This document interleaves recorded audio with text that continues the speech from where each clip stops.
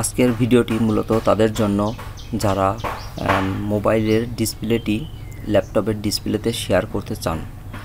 তাহলে প্রথমে আপনাকে যেখানে ল্যাপটপের মেনু বারের ডান সাইডে ওয়াইফাই অথবা ব্যাটারির সিম্বলটা দেখা যায়, ওখানে মাউস পয়েন্টারটা নিয়ে ক্লিক করে ওখানে দেখবেন একটা সেটিং অপশন আছে, ওখানে ক্লিক করলেই আমরা সিস্টেম অপশনে যাব।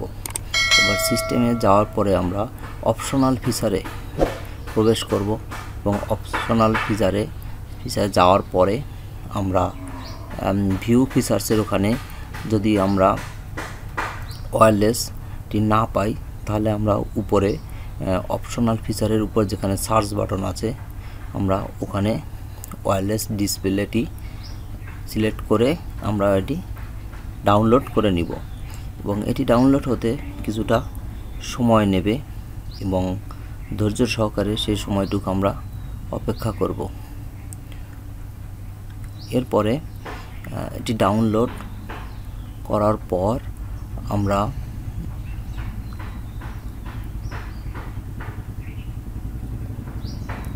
পরবর্তী স্টেপে যাব।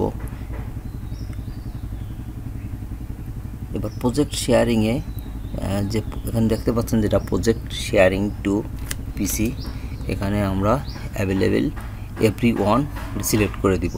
এবার আস্ক টু প্রজেক্ট টু পিসি এখানে আমরা ফার্স্ট টাইম অনলি দিব। এবার রিকোয়ার্ড পিন পেয়ারিং এখানেও ফার্স্ট টাইম। এবার এখানে আমরা যদি এটা সবগুলো ফিগারগুলো কনফিগারেশনগুলো সেট করি, তারপরে আমরা এখানে লঞ্চ করার পর একটু অপেক্ষা করতে হবে। এরপর মোবাইলে যাওয়ার পর আমরা দেখুন উপরের শর্টকাট বারে স্মার্ট ভিউ নামে একটি মেনু আছে।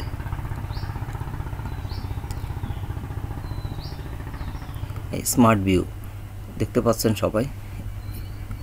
এখানে ঢোকার পরে আমরা ল্যাপটপের ডেস্কটপের সাথে এটা আমরা যেভাবে ব্লুটুথ বা ওয়াইফাই কানেক্ট করি সেভাবেই আমাদের একটা নোটিফিকেশানের মাধ্যমে আমরা এটি কানেক্ট করব এবং কানেক্ট করার পরে ল্যাপটপে একটা পিন নাম্বার আসবে। ওই পিন নাম্বারটা এখানে বসে দিলেই এই দুটো কনফিগারেশন হয়ে যাবে। এভাবেই আমরা ল্যাপটপে আমাদের স্মার্টফোনটি ডিসপ্লে করতে পারি।